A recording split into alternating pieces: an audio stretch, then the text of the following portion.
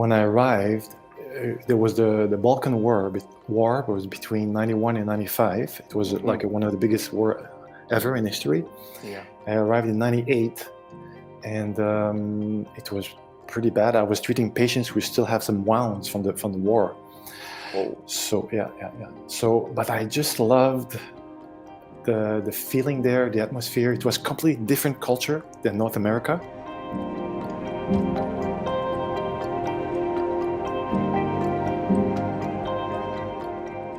Hello everybody, this is Anthony for Your Brothers Podcast. Today I have the honor and privilege to welcome my good friend Dr. Ricky Lee. Ricky is a chiropractor from Quebec City, Canada. He graduated on the Dean's List at Palmer University in the USA. Ricky built 3 businesses outside his own country, in the USA, in Croatia, and Germany.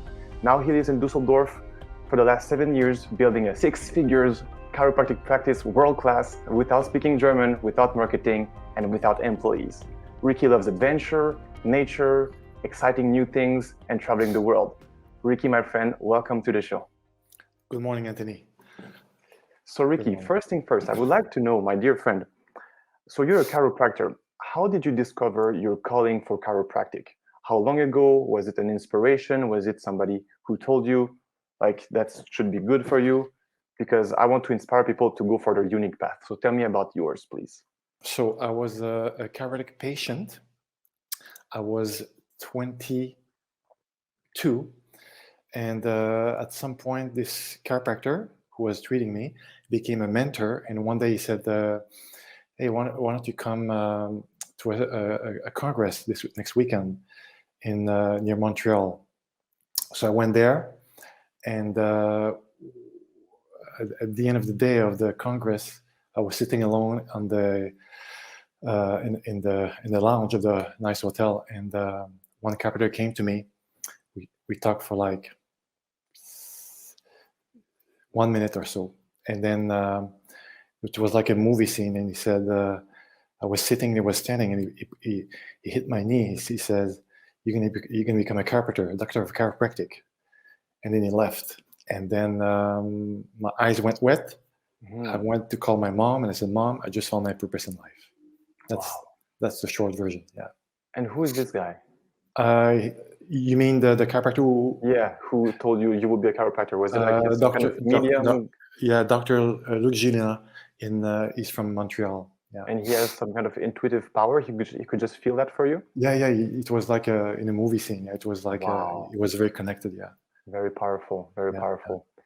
So from this point, you decided to start studying at Palmer, and so you're from Quebec, Canada. But how did you go from Quebec to USA? Was it difficult for you to, as a young man, to go and leave your family and go directly to USA alone? Well, I always wanted to do something, to travel and do something outside of my country.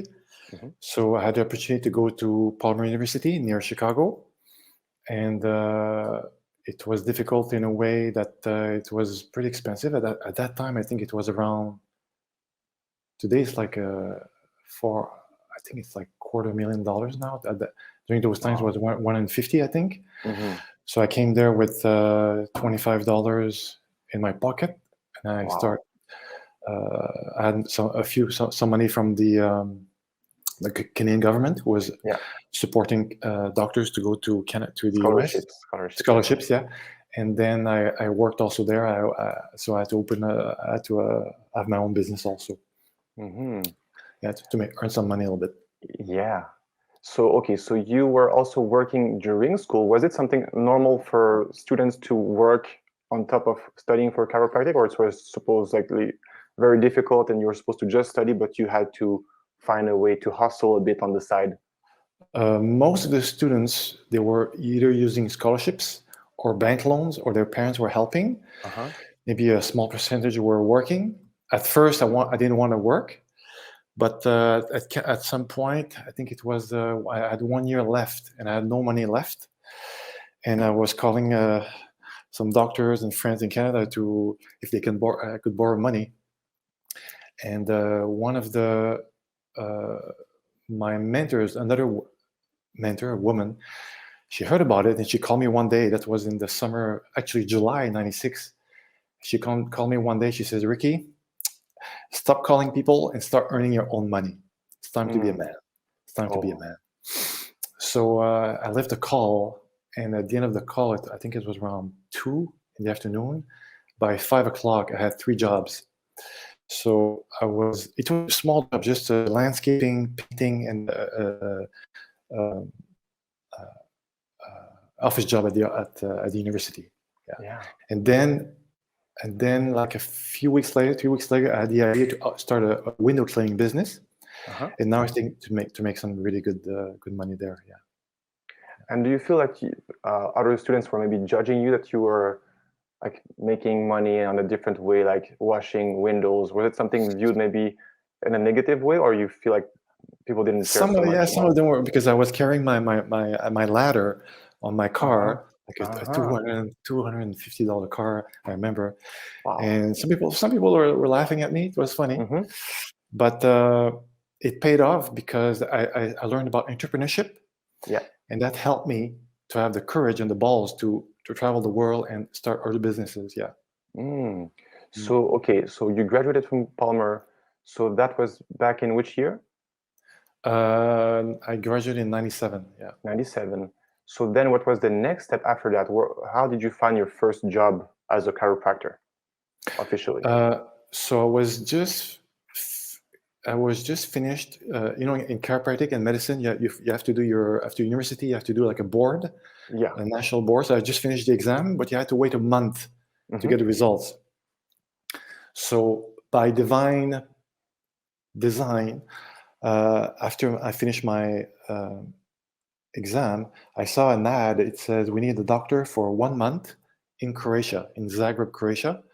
Airplane ticket paid, apartment paid. I'm like, 1 month? I have nothing to lose. Let's go. So I called the guy. He was not a doctor, he was a businessman. And I flew there. I was supposed to go a month, and I spent 14 years there. Yeah. Wow, Ricky, that's amazing.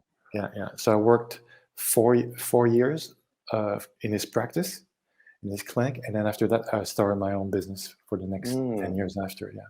Yeah. So for other people who think about becoming entrepreneur, can you tell me, so you were working for this guy at the beginning. When did you feel it was time for you to transition from working for him towards being your own boss? And what were the signs, and how did you make this move? Well, towards the end, it was not doing so well, my relationship with him, because both of us were kind of a strong, determined, with our different ideas. Yeah. And at some point, it was time to go. And but during those 4 years was with him, I was also traveling all over Europe, and I was also going to observe other very successful doctors and being mentored by them. So I learned about business by observing other chiropractors, and it gave me the drive and also the knowledge. And then it was time when the opportunity came, I was ready. Yeah. So you think, so for you, how important are mentors in the success of young people? Is it a big like if you didn't have mentor, I wouldn't be here. Yeah, I wouldn't be here. Yeah, either this doctor in Canada at the Conquest first time, and then I had other mentors like Dr. John Demartini, and after that I had Mrs. Francine Talbot from Canada, and then I had Susanna Hetrick from Croatia. So it was they all helped me make quantum steps. Yeah, for sure, definitely. So 14 years in Croatia, that's quite a lot. And I guess most people maybe would be surprised, like Croatia, it's not a very developed country. At that time. What made you decide to stay there? Was it just because business was already good, or there was other reason why this little country in Europe was maybe you had the heart of feelings, like a love for this country so much, like I have, for example, for Georgia right now? Give me how was your vibe and the atmosphere at that time in Croatia when it was not as developed, maybe? When I arrived, there was the Balkan War. Was between 91 and 95. It was like one of the biggest war ever in history. Yeah. I arrived in 98, and it was pretty bad. I was treating patients who still have some wounds from the war. Oh, So yeah. So, but I just loved the feeling there, the atmosphere. It was completely different culture than North America, and I just loved it. And then when I finished with him, with this first employer, mhm. I went a month off. I took a month off and went on the beach in Portugal and Spain. And I came back and I met a beautiful Croatian girl. Mhm. And we were together. We started a business together. And then I stayed another 10 years after that. Yeah. Yeah. So she became your girlfriend for a while. Yep. We built a Uh-huh. business together there. Yeah. So she was helping you with chiropractic. In which aspect was she helping you the most? Everything. She was doing the front desk. She was doing the management a little bit. Yeah, it was great. Mhm. Yeah, it was a good teamwork. Yeah. Yeah, good teamwork. Yeah. So for you, so now you're in Dusseldorf, you're in Germany. So you don't speak German. You don't you don't have any big marketing. So you came more than 7 years ago. Actually, in October will be 9 years. 9 years in Yeah, Dusseldorf. but my own business was I started in January 2016.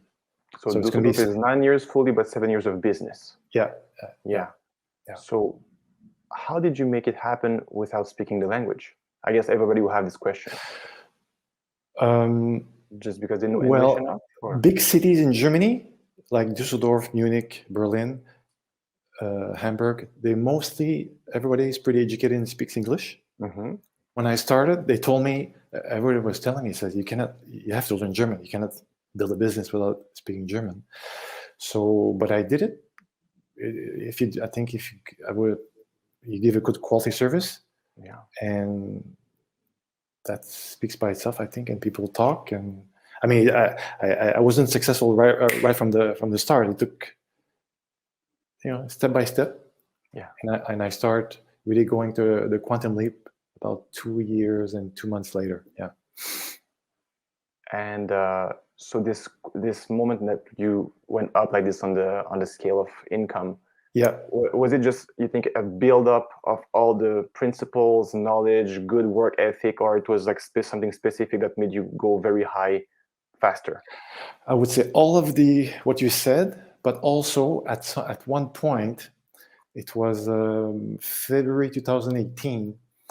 I was kind of in a dip a little bit in the business, like 50%, and I didn't understand what was going on. And then I called one of my mentors. She's kind of a mentor, mother figure in Croatia, 72-year-old woman, with lots of wisdom.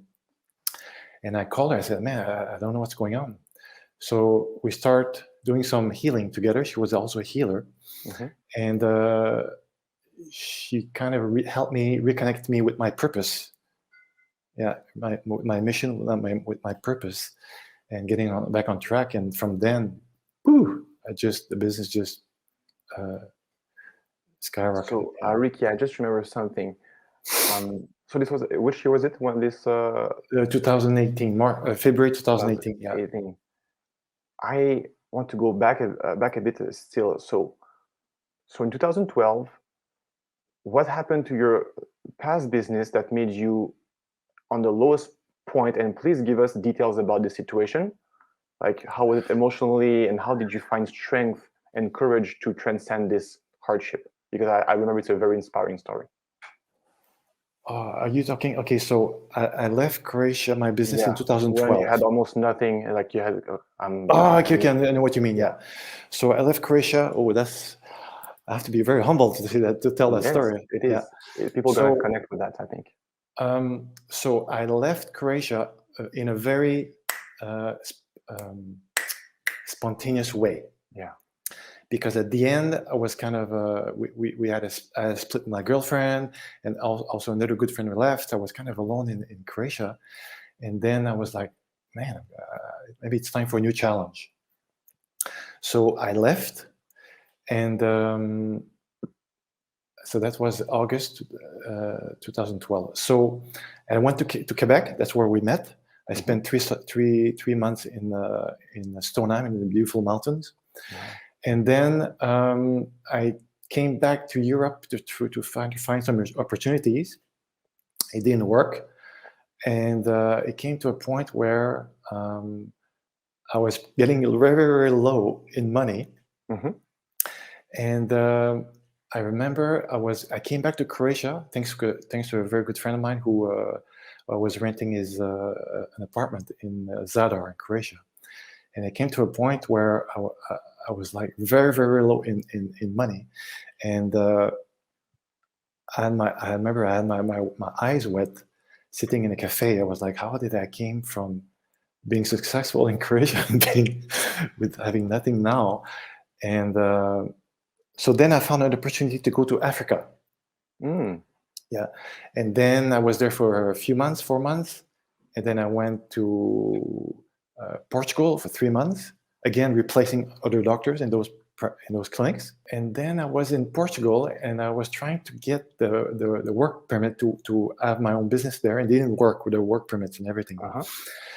And I had there was 1 week left with they call it the Schengen visa in Europe, Yeah. where if you're not a European, you can only stay, I think it's 3 months. So I had 1 week left, and I'm like, God, probably have to go back to Canada. And then I didn't feel like going back to Canada. I just felt like I just love traveling and being Yeah. and yeah. So and then 1 week before the end of the Schengen visa, I received an email. Oh yeah, so I go walk on the ocean in Portugal. I'm like totally like what I'm gonna do. And I came back. I opened the email. It says Germany needs you. That was the title of the email. I opened the email, and there's a woman businesswoman who had a clinic here in Cologne and Dusseldorf. Mm-hmm. She says, "Can you come now?" So the next day I said, okay, let's do a Skype and see if we can work together.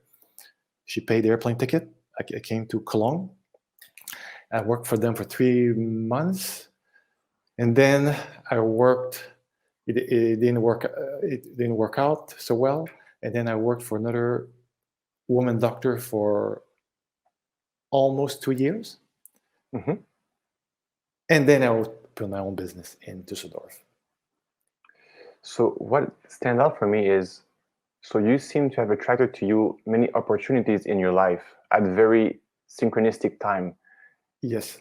Do you think there's any connection, like how was your physical state or your mind to be in the receptive mode for such opportunity? Because sometimes people try to work very hard and to make things happen.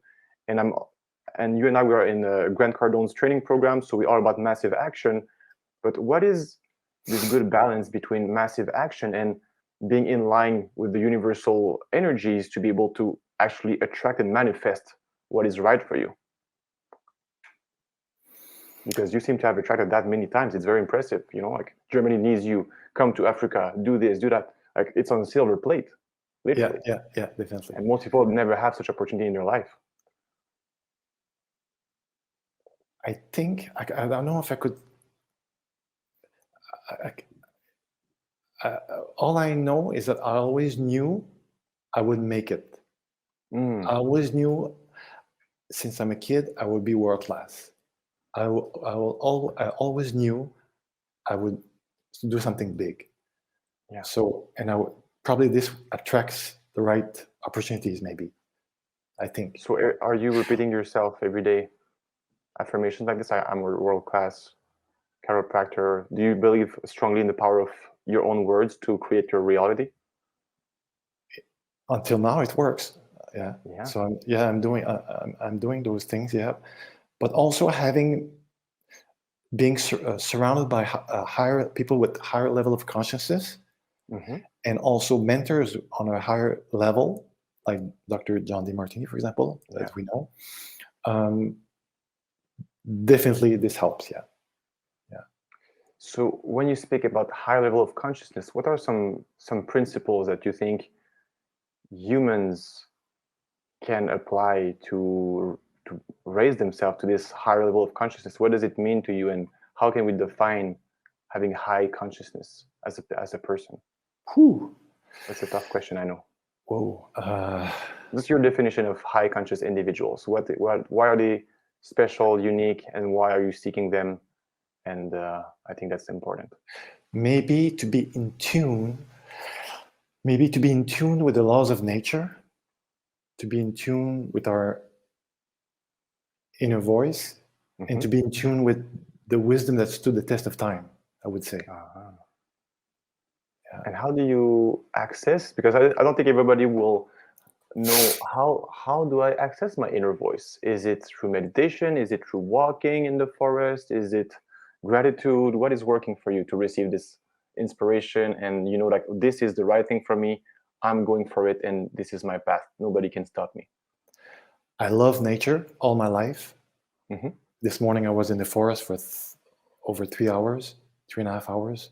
For me, nature is every Sunday. That's non-negotiable. Wow, whatever, it helps me. Chiropractic, I'm trying to get adjusted regularly. Being in touch with people at our level, at the same level of consciousness. Yeah, definitely.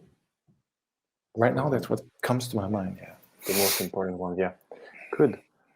I will not make a spoiler during the show, but you look way younger than your age. So I'm sure if people knew your age, you look a lot younger than your age. So if you don't mind, can you tell us your real age so people can compare? And then they will say, oh, wow, he looks very young. And let's speak about how to remain youthful, vibrant, looking healthy. And I think that's something that's very important for you. Yeah. So my age, I'll be 58 in October, in a few months. How do you stay in this condition for many years? Because you always had compliments about, oh, wow, you look like 10 years younger, 15 years younger. What is this? Is there any secret to this youthful state? I mean, I think living in Croatia for 14 years, the quality of life over there, the Mediterranean lifestyle, I think it was really helpful for me, I think. Which is the food, the nature, like a slower tempo than, let's say, first world countries like Germany, Canada, United States, Australia, where it's kind of fast tempo, rat race. So that probably helped me get more in tune, maybe, with my rhythm, inner rhythm, probably, and pacing ourselves, also, yeah. And but I know you're a very hard-working man, also. So you work a lot, but you say pace yourself. For people out there who want to find a unique combination, how can you like respect yourself, discover your own rhythm while building a business, while being super busy? Like how to find this middle ground? Because even for me, I'm 30 years old, and the last 6 months I had a very high level of stress raising my kid at home, building my business from home, being away from my family already for 4 years, but just my cortisol was very high. Yeah. And recently I could just reconnect with myself to lower my cortisol, meditate more, be more in the present, breathing exercise.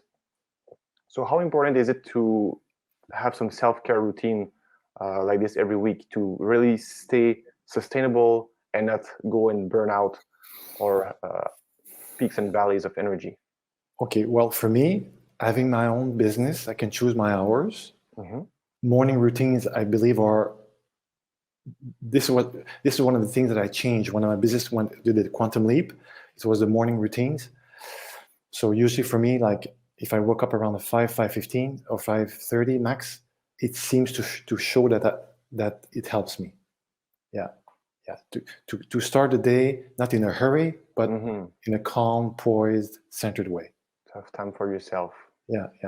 Very important. And I come back at lunch. I come back at my home, take a nap, eat some food, and on Sundays, every Sunday, it's like Sunday's like the slow down day.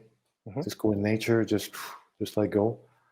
Yeah, I think you also like to go to the sauna to.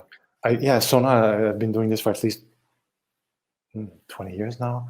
20 years. Once or twice a week. I think it's important to sweat. Yeah. Yeah, interesting. You're a chiropractor. Chiropractic is important. We live in a world where traditional medicine is very pushed to us. Pharmacology, big pharma company, doctors, pills, and symptoms are creating this. So, can you tell us, as a chiropractor, how do you see things differently in a wholeness, holistic kind of way of the body and its own healing power compared to what we're pushed on in the media? Okay. Well, like I said before, I start. Actually, the first time I went to see a doctor of chiropractic was I was 17 years old. And then I was 5 years without going to one. And then at age 22, I restarted with another one because it was a different place, a different area of the city. But this new one from the age of 22, I started to learn. It was kind of teaching me how the body works, that the body has a wisdom. Mm-hmm. And it took me 1 year exactly, actually. I remember from March 87 to March 88, it was kind of teaching me about the laws of nature, about the human body, about the human beings, about having a purpose and things like this.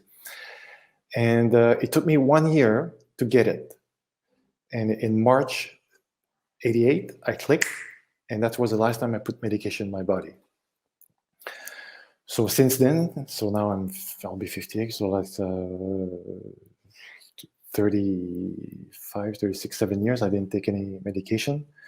So because we were born, people don't realize that the majority of people, maybe 90% or more of the people in the world don't realize that we were born with an aspirin in our hand, that we think it's normal. Aspirin, you know what I mean? Like for the headaches or whatever the pill exists. So, but then during that year, what he was mentoring me about how the human body works is I realized that we were kind of brainwashed in a way about what we need. So it's about reconnecting with ourselves and start to looking from the outside and say, hey, what we're doing? Is this really the right way? Is this really, Yeah. So do you remember sometimes in your life that you had physical symptoms of some sort? And of course, you're not taking any medication. So how did you heal yourself, or maybe what your symptoms were telling you about your reality? That it was maybe a wake-up call or something that had to change. Yeah, that's very interesting. Oh, yeah. So when we have symptoms, it's just our body, our soul, who is telling us there's something wrong in our life. So, but the big pharmaceutical companies, they don't want you to know that. They want you to cover the problem with their stuff. So the way I see it is, when we have a symptom, it's just a sign for our body that there's something wrong in our life, in our 7 areas of life, probably, that are not in tune with our true self.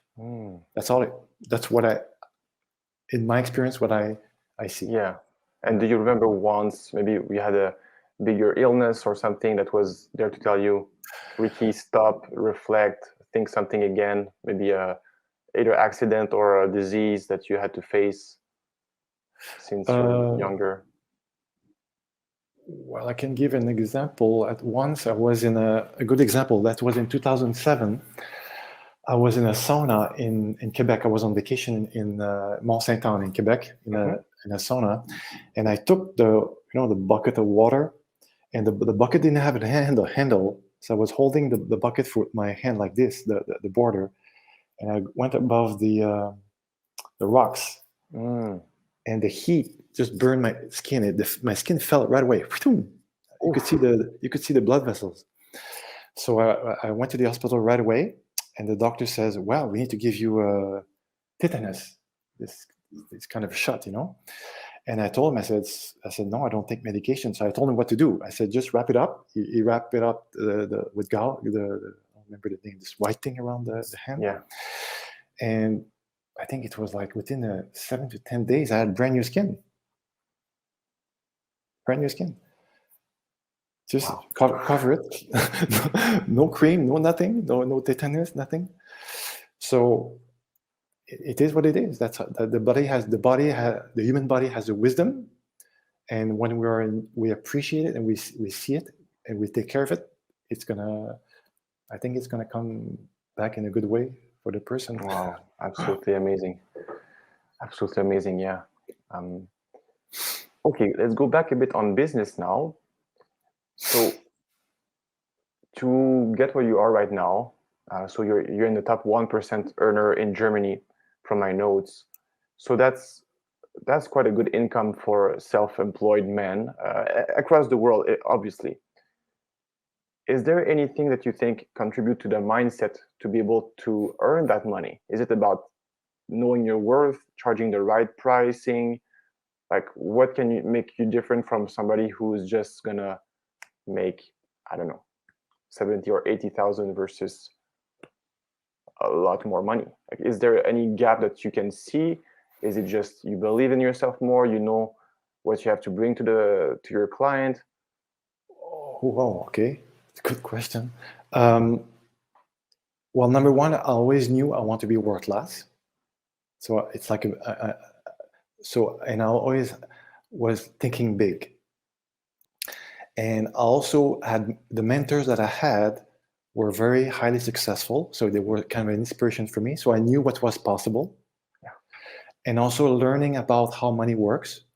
The same thing, the laws of nature apply as much to the body as much to business and money and business and money. So applying that and knowing it, with time you realize that it works. Like, for example, saving money, investing money, living within your means, things like this. Yeah, I think it comes from thinking big, wanting to be world class, and being in tune and applying the laws of nature. Got it. Yeah, and I know. So you're world class. I know you have high standards for your practice in terms of interior design, in terms of clothing, in terms of food. What is the difference between somebody who's spending a lot of money on maybe superficial stuff? Let's say I have a Gucci bag for $10,000, and you deciding I'm going to invest in handmade furniture, wooden for my business, because that's an investment. Is it the same mentality? Somebody who's trying to impress with just showing a brand versus paying for the most quality items you can find, but it's actually going to change how you feel about your life? Because I know it's very important for you, this aspect, world-class things around you, elite. Well, for example, you just said about the interior design. Yeah. Okay. So, for example, I invested in an interior designer to help me, and we bought some really high-end things. Yeah. And well, the thing is that before I hired her, I was thinking a bit too small. I was like, oh, I'll just go buy something at IKEA or something. And then by hiring her, and she had very high taste, she opened my mind. I was going with her in the stores. I was like, whoa, this is beautiful. Oh. So she kind of elevated my mindset on that. And then when we finished everything, it took about 6 months to finish everything. It's how I felt there, how I feel. And I also want that when the clients come, the patients come, that they feel home and they feel calm and in a beautiful environment. That was my goal, to create both for my clients and for me to feel in a beautiful place. Yeah. So you really believe the importance of your environment to feel and perform at your best, to surround yourself with what is best, what is made with love and inspiration versus I'm going to buy this for $10 and yeah. I always had, because probably from my parents, and because when we were young, my father especially and my mother were always going in nice hotels and things like that. So since I think maybe 30 years or something, I always loved to go in like Four Seasons hotels, just in the lobby, or go eat there, just to feel the atmosphere, the energy, the higher level of energy. So that inspired me for my business. Yeah. So you would say, like, as an advice for people who maybe they think, oh, I cannot go to Four Seasons, I cannot go to like a nice place like this, to challenge their own belief of what is like, I'm not worthy to go there. So just go there and put this energy in your own body to bathe in this atmosphere of luxury, high quality things, high quality people, and Yeah. it will touch you in some way, even if you don't live there. Yeah, to surround ourselves with this kind of vibration, like even with the way we dress. I was going to observe like very successful doctors, especially in Italy. Two in Italy, where like the first time I saw them, were like a nice suit and tie. I was like, wow. So that kind of inspired me to create a world-class image also. Yeah. Yeah. So if we can help people out there who are listening to this episode right now, if somebody is feeling stuck in their career, or maybe they're younger and they don't know what to choose for school, how do you find what is the next step for you? What is it? Something like you need to just try, experiment, and it will find you, or you really just need to be patient, because you found your way in life. Now you're a chiropractor, you're established, and we can speak about what's next at a different time. But for now, this is what you're doing, but you're doing it very well. And I'm sure some people will be afraid to go after their big dreams like this and say, oh, well, I don't think I'm world class. Like, who am I to say that about myself? I did nothing yet. How to transform this perception of yourself? Surround yourself with world-class people. With if that's what the person wants, whatever. Yeah, it depends what the person wants. I don't know what I would say. Is there a way to know what do you want? Is there some questions, like, is it a feeling? How do you know, like, oh, this is like, it gives me energy, or I feel I lose track of time? Is there any cues from your environment or your body that is telling you, oh, maybe this is my path, or I am heading in the right direction? Well, I can tell you one thing. When I told you earlier, when this one of my mentors, she called me, and where I found my 3 jobs within 3 hours. So she told me in that phone call, she says, well, I will say it in English, but she told me in French. She says, in English would say, move your ass. Doesn't matter what you do, just move your fucking ass, because nothing falls from the sky. So that's the English translation. So, and I took action, and then opportunities came. So just taking momentum, and then opportunities will come. That's all I can say. Yeah. Excellent. Ricky, is there anything else you would like to share? There was no specific time for us for the episode exactly. It doesn't have to be 60 minutes. It doesn't have to be 40 minutes. If you connect to yourself right now, and I ask you, let's say this podcast becomes bigger, and in a couple of years, thousands of people listen to this episode, what is something that you want them to understand from you as a wisdom of your life, or something meaningful that you think will pass the test of time? Ooh. It's the atomic bomb question. I know.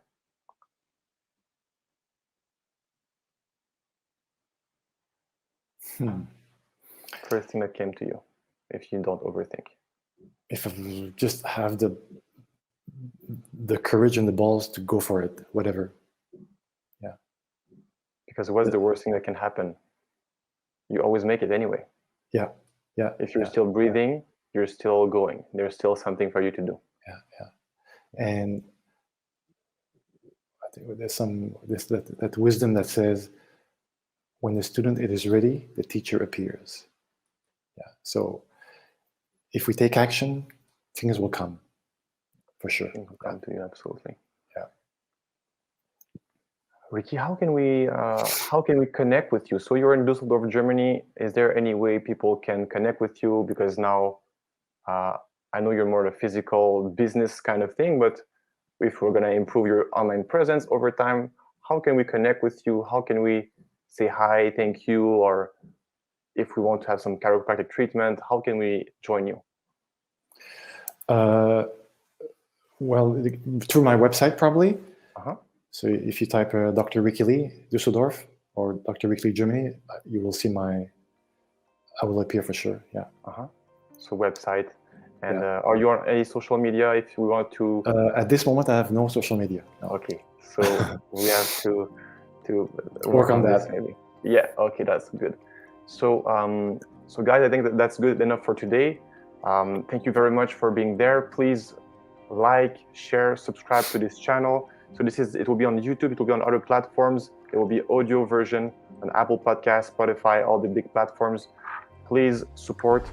And I'm also going to create a Patreon account. So if you are interested to support us financially for this project, it's a new project of mine. It's very important to my heart. I have big ambition for it. I'm going to bring amazing individuals over the next few months. I have already 40 people confirmed for the summer. So if you want to support me financially, I will put the link in the description. And this was your Brothers Podcast with Anthony Rivest and Dr. Ricky Lee. Thank you so much, guys, and see you next time. Thank you, Anthony. Talk soon. Thank you. Bye-bye. Thank you.